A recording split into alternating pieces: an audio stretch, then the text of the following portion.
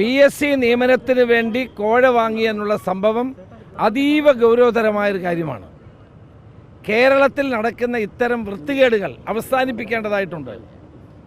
ഞാൻ ചോദിക്കട്ടെ, NCP PSC മെമ്പറെ നിയമിച്ചപ്പോൾ കോഴ വാങ്ങുന്നു.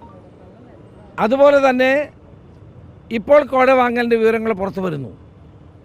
ഇങ്ങനെ PSC ആളുകളെ നിയമിക്കുന്ന അല്ലെങ്കിൽ ഉദ്യോഗാർത്ഥികൾ പ്രതീക്ഷയോടെ കാണുന്നൊരു സ്ഥാപനമാണ്. ഇവിടെ കോഴ കൊടുത്ത് വരുന്നവർ എന്തായിരിക്കും അവിടെ ചെയ്യാൻ പോകുന്നത്?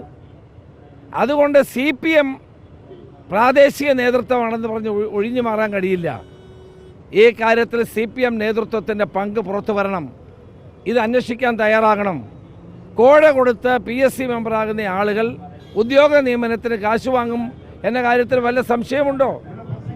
അങ്ങനെ നിരവധിയായ ഇപ്പം നേരത്തെ നമ്മൾ കണ്ടു,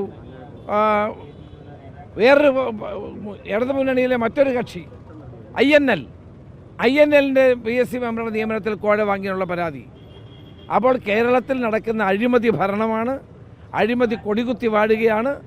ഇത് മുകളിൽ മുതൽ താഴെ വരെ അഴിമതിയാണ്. ജീർണത ബാധിച്ചൊരു ഗവൺമെൻറ്റാണ് കേരളം ഭരിക്കുന്നത്. അതിൻ്റെ ഏറ്റവും വലിയ ഉദാഹരണമാണ് PSCയിൽ പോലും ഒരിക്കലും കേൾക്കാത്ത തരത്തിലുള്ള ഈ വലിയ തോതിലുള്ള അഴിമതി കാണുന്നത്. നമ്മൾ ഇത് പുറത്തേക്ക് വരുന്നതോടുകൂടി മനസ്സിലാക്കേണ്ടത് PSC നിയമനവും സംശയത്തോടെ കാണണം എന്നുള്ളതല്ല. തീർച്ചയായിട്ടും ഇത്രയും പണം കൊടുക്കുന്ന ആൾ പിന്നെ പൈസ വസൂലാക്കാൻ വേണ്ടി കൃത്രിമം ചെയ്യില്ലേ? ഭരണഘടനാ സ്ഥാപനമായ PSCയുടെ വിശ്വാസ്യത തകർക്കുന്ന നടപടിയാണ് ഇതെന്ന് പറയേണ്ടി വരും.